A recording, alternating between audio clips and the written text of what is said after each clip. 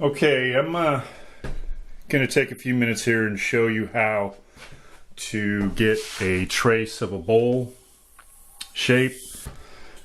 Now this is traditionally what's used, things like this. I actually bought this thinking, they would work well, or hoping it would work well, and it didn't. So, let's say you go down here and you try to get the shape. And that's kind of something you get, which is not at all going to work. But when you use this specific kind of wire, I'll tell you what it is here shortly. You get a real accurate trace. So you got a piece of cardboard where you're going to get your trace. You need a good marking pen, okay? This is 3M tape. It's like painter's tape. It sticks, but it doesn't stick too hard, so it comes off easy. This would be a good thing to have, although you don't have to have it, but it helps. And this stuff here is basically soldering wire. Let me see if I can.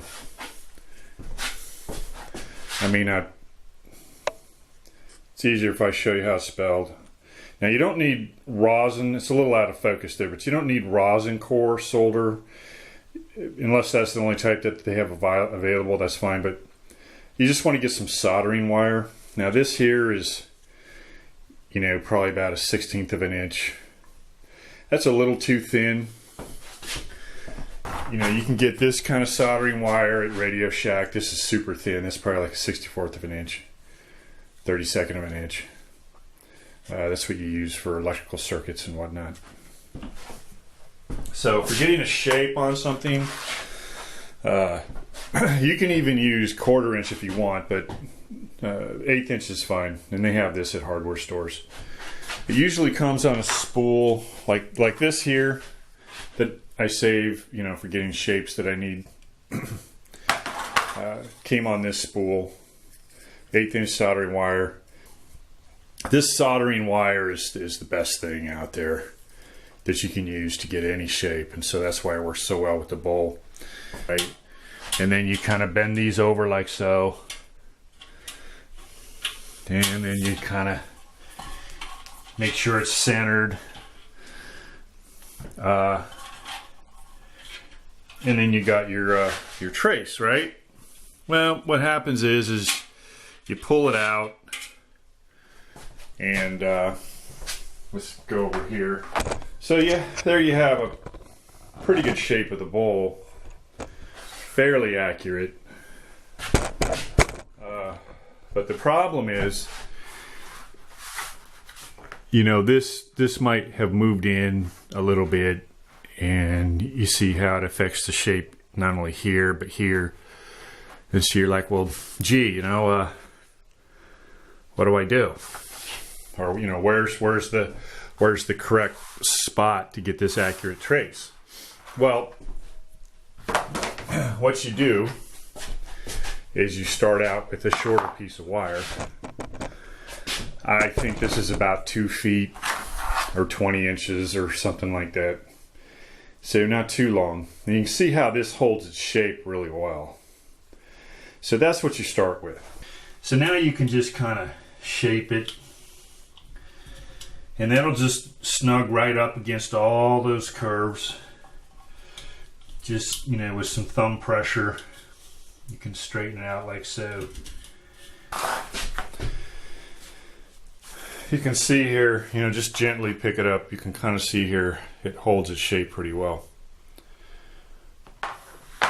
That's why you want to start with a shorter piece. Be careful not to bend it or mess with the shape of it. So you see here you have it. Take your marking pen. What I do, you just hold your finger so that shape doesn't bend. Okay, and you just get an accurate trace of it. Being careful not to hold it down where you need to. Being careful not to move this, and you don't cross that off there. So you can kind of see how I'm tracing it. And don't worry about it if you don't do it perfect the first time. You can go back over it. But then what I do is here you got the few missing spots right there. Just put your wire back in. Do a quick trace right there. You can finish it off by hand if you want. This is the exact trace of the bowl. You have a permanent record on a piece of cardboard. Okay, so I fit it to, you know, down here. And you see right here where that line is. Okay. You're going to make sure this wire is on that line. So that's how you get your shape, because if you were to go like this, you know, it would be a little off. So you just kind of set that till it fits in that line on both sides. Okay. And once you get that set in there, then tape it right there about the top of each mark. And then now we know that the bowl from lip to lip is 20.5 inches.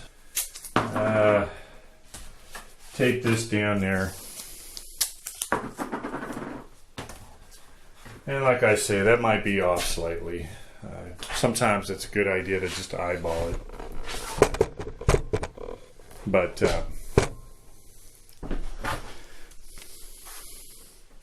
so you can mark here with a mark where you have your bottom trace, so that you know from here to here is really accurate.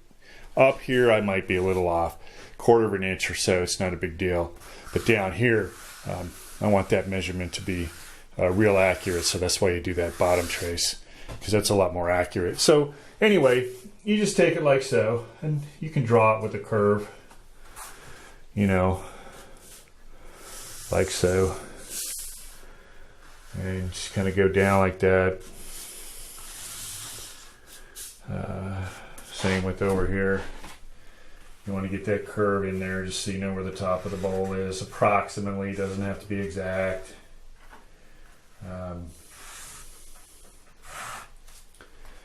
That's just for reference in case I need it.